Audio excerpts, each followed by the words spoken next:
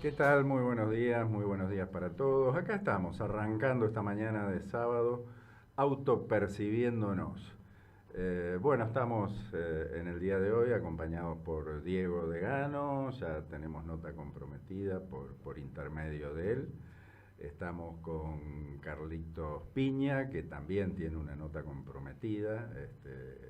Vamos a hablar de paleontología y de algunas cosas también súper interesantes. Lo tenemos a Eduardo Mozo, que no tiene ninguna nota comprometida. Lo que pasa es que la vez pasada se le fue un poquito la mano, ya con mucha moto, mucho tatuaje. Pero bueno, Eduardo va a estar con el tema del resumen también y emitiendo sus opiniones. Y yo voy a arrancar el editorial, supongo que metiéndome en algún lío también. De entrada vamos a meter algunas palabras raras ya. Bueno, el programa se llama Autopercibido, así que para muchos es medio raro el nombre. Y yo quiero hablar de la autopercepción. Se lo tiré a Carlito para la promo, pero creo que no usó las palabras esas porque era demasiado rebuscado. Pero era autopercepción contraintuitiva en conservación. Y si se creen que esto es complicado, después vamos a hablar un poquito de deontología y consecuencialismo. Así que prepárense. Vamos a tratar de no extendernos mucho, pero siempre digo lo mismo y casi siempre sale mal. La idea es hablar de, obviamente cuando le tire a la mesa el tema, no le voy a pedir que lo hagan sobre conservación, cada uno habla de lo que quiere, de eso se trata el programa, pero sí me gustaría que piensen, que vayan pensando un poco en algunas cosas que uno piensa que están bien y que a algunos o a todos le generan un mal o un daño, o cosas que uno intuitivamente piensan que están mal, pero que a todos, a uno o al ambiente, en este caso en particular, que es el abordaje que pretendo hacer, le generan algún tipo de beneficio. Y después entrar un poquito también en las discusiones. Ustedes saben que doy clase en la facultad y tengo alumnos jóvenes siempre, obviamente, aunque para mí todo es joven ya a esta altura del campeonato. Y normalmente tenemos esto de generar algún tipo de desafío para pensar, ¿no? O sea, para tratar de forzar razonamiento más allá de lo que recibimos a través de las redes y de todo eso que nos dice que todo está bien o que todo está mal o que, qué sé yo, que los mandriles culos rotos y eso es un fundamentalismo y a partir de eso nos empezamos a alinear. Entonces lo que uno trata, como profesor en definitiva, es no de tener la razón, sino de dar un montón de herramientas para que te discutan, incluso a vos, o sea, pero más importante aún, para que discutan con ellos. Entonces uno tiene esa percepción nuevamente de que no producir la muerte de ningún individuo es lo que corresponde, sobre todo en estos últimos tiempos, ¿no? De hecho, los seres humanos evolucionamos a partir de imponernos sobre el ambiente, de aprovecharlo, de explotar los recursos, como todos los seres vivos en el planeta, digámoslo, ¿no? Lo que pasa es que esta posibilidad de razonamiento nos ha ido llevando cada vez un poco más arriba en esto y por ahí tendemos a pensar de que todo eso atávico que tenemos no está más. Y después sí se termina expresando en muchas otras cuestiones terribles, como las guerras, como los conflictos interpersonales y todas esas cuestiones. Pero no me voy a derivar mucho para ese lado. Me gustaría recordar un lío que armó hace unos años Claudio Bertonati. Los que estamos en conservación lo conocemos mucho a Claudio, es uno de esos próceres. Estoy tratando de conseguir una nota con él, no será para este programa. Claudio es identificado como uno de los miembros y fundadores de organizaciones no gubernamentales relacionadas con la conservación más respetado, más respetable, siempre enfocado desde el lado del bienestar animal, de cuidar, de proteger, de recuperar las especies en peligro de extinción, y después por ahí podemos hablar qué es el peligro de extinción. Y bueno, y Claudio armó un zafarrancho hace, no mucho, debe ser 4 o 5 años, que lo levantaron todos los medios cuando, hablando de veganismo y vegetarianismo, le hicieron una consulta y él dijo que la producción ganadera era mucho más amigable con el ambiente y producía mucho menos muertes que la producción agrícola, fuente del veganismo y el vegetarianismo. Disculpa, estamos trabados sábado a la mañana. Bueno, eso armó un lío terrible, sobre todo entre los que están inclinados a estas dos tendencias, ¿no? Una más radical que la otra, como es la del veganismo. Y esto es independiente de cualquier consideración que uno pueda hacer. La verdad que Claudio, yo no voy a hacer un exégeta de Claudio Bertonati, él lo ha aclarado muy bien, pero obviamente comparto, o sea, a mí me basta con ir al campo, trabajar mucho, como hemos trabajado en el campo, para ver que los campos ganaderos, con todas sus conservaciones, estamos hablando de ganadería extensiva, ganado de cría, son mucho más amigables con el ambiente, independientemente de que, claro, producen un impacto muy grande, incluso a nivel climático, hoy lo sabemos, pero estando en el lugar, uno se da cuenta que pueden convivir con fauna y eventualmente pueden convivir con flora. De hecho, pueden ser parte de los ciclos florísticos, y también son beneficiarios porque se alimentan de la flora nativa.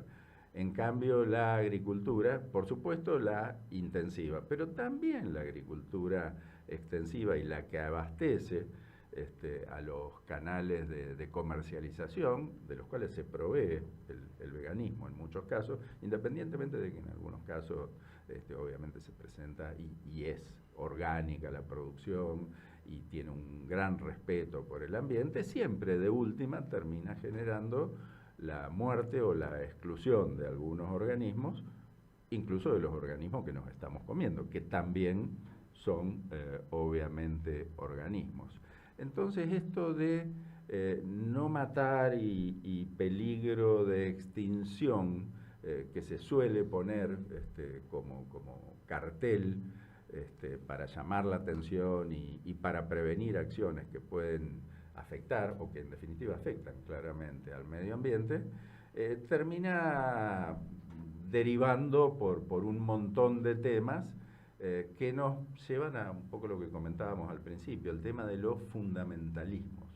O sea, si tomamos con fundamentalismo cualquier abordaje, nos vamos a encontrar con que obviamente estamos siendo injustos con toda la cadena o como mínimo con algunas partes de la cadena. Ahí es donde surgen estas dos palabras que también había prometido al principio, que son la deontología y el consecuencialismo. Y le pido disculpas a quienes estudian, trabajan en ética y en filosofía, que están más habituados a estas palabras. Uno como veterinario las ha aprendido con el paso del tiempo.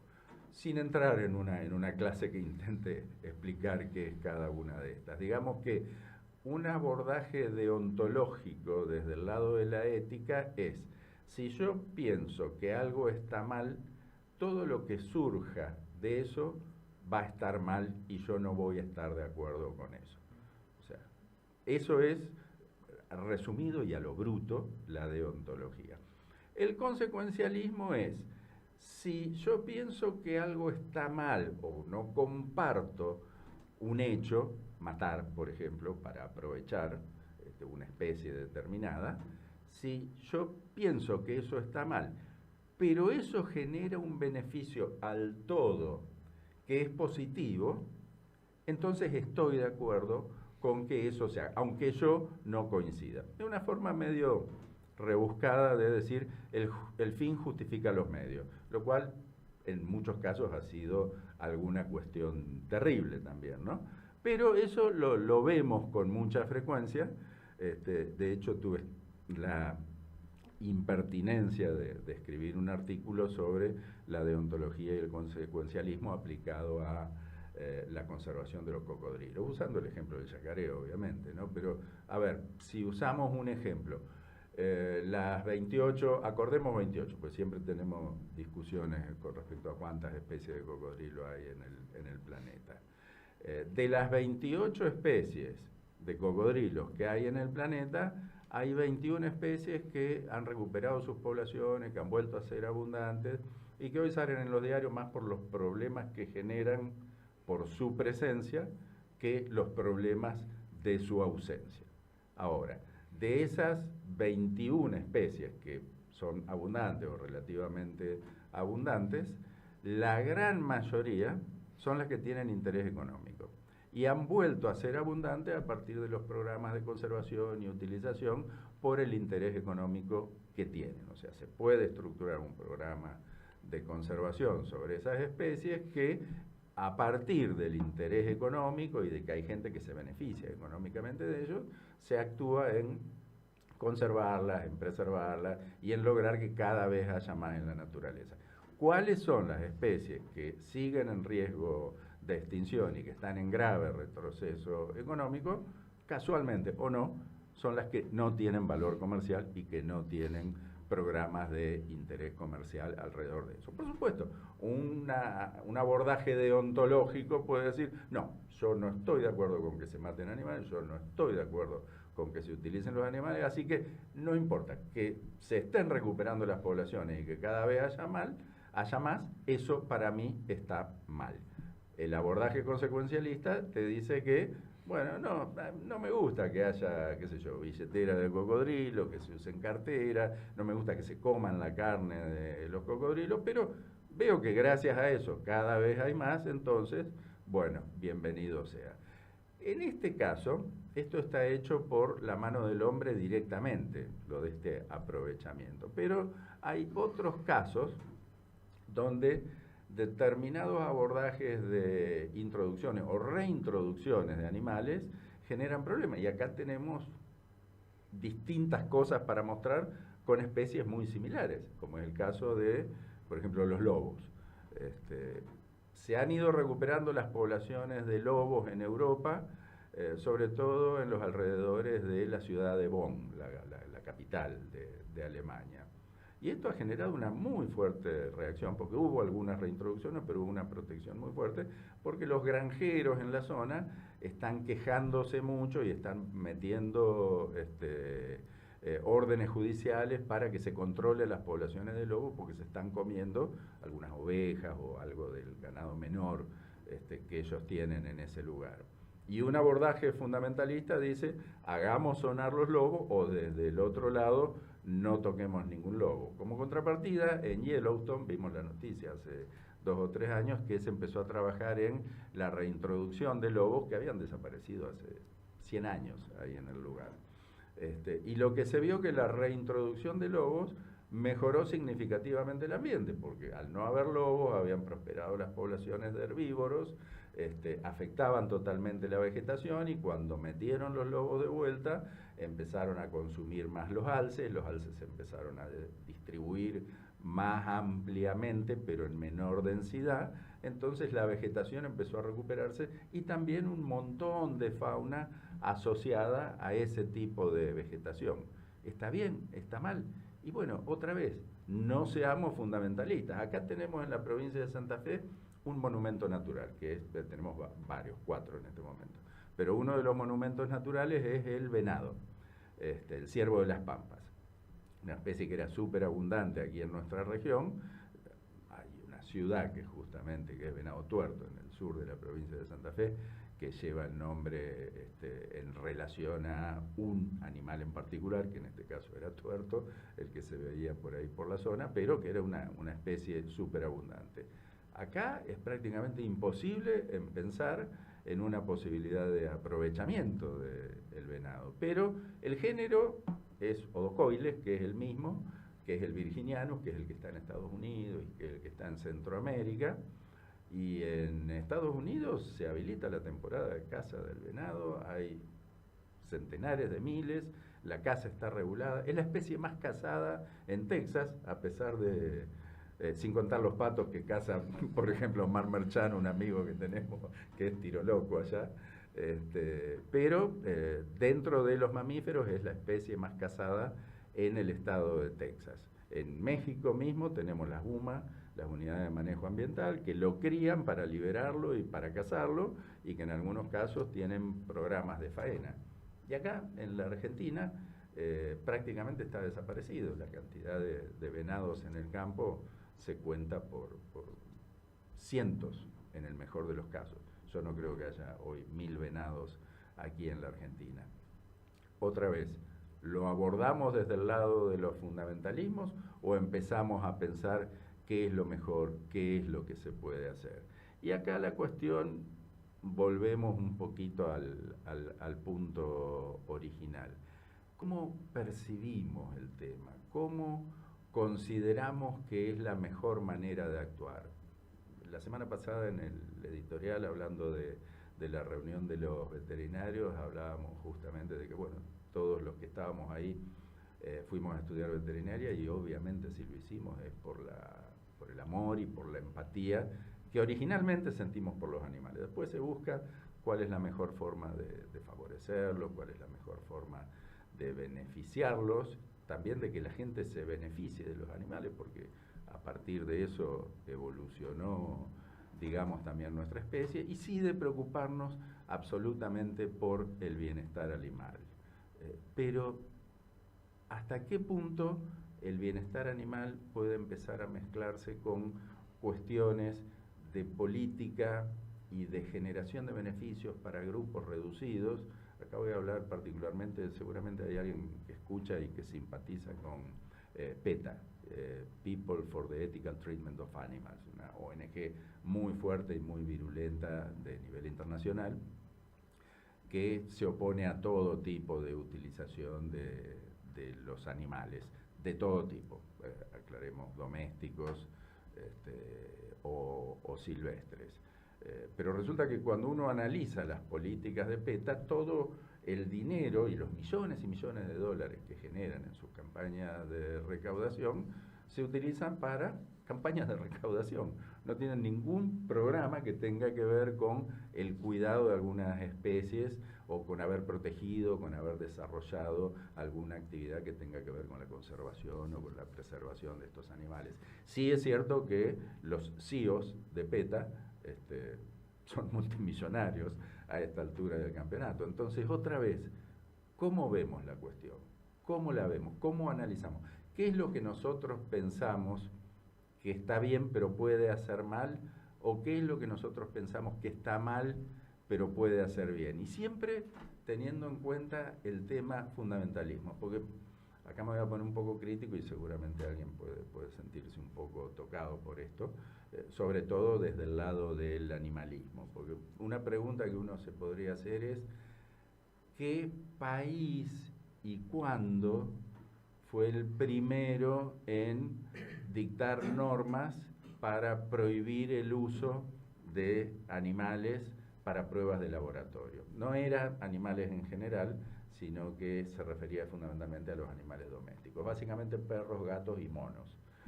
Hay un país en el mundo que prohibió por primera vez la utilización de estos animales. Y bueno, uno podría decir que eso es muy bueno, realmente, excelente. Ese país fue Alemania, y esto fue en el año 38. Y esa norma estuvo dictada por un tal Adolf Hitler. Y como, esto es una simplificación histórica absoluta, una burrada, me dirán ustedes, y por ahí tienen razón. ¿Qué es lo que terminó provocando eso? Fue una de las otras emergentes de la utilización de seres humanos para experimentos de laboratorio, para probar drogas en principio y después para las terribles, históricas pruebas de resistencia del cuerpo humano a diferentes cuestiones. Entonces, ¿estoy diciendo que los que protegen a los animales son nazis? No, de ninguna manera, entiéndanme bien.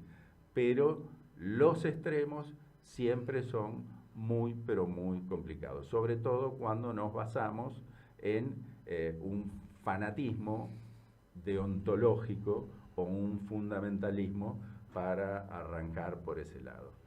Lo veo a Charlie que ya está preocupado porque me está tomando el tiempo. Pero sí me gustaría terminar con que, bueno, esta noche tenemos la bañacauda, una ceremonia habitual que solemos realizar en los alrededores de lo que es mi cumpleaños. Y bueno, y me quedo con una frase, porque al principio hablaba de Claudio Bertonati y del veganismo, y ahora me acuerdo de Graham Webb, que es el presidente del grupo de especialistas en cocodrilos, que en su momento dijo, referido también a veganismo, si ustedes quieren evitar la muerte de algún tipo de organismo a partir de su alimentación, simplemente dejen de alimentarse.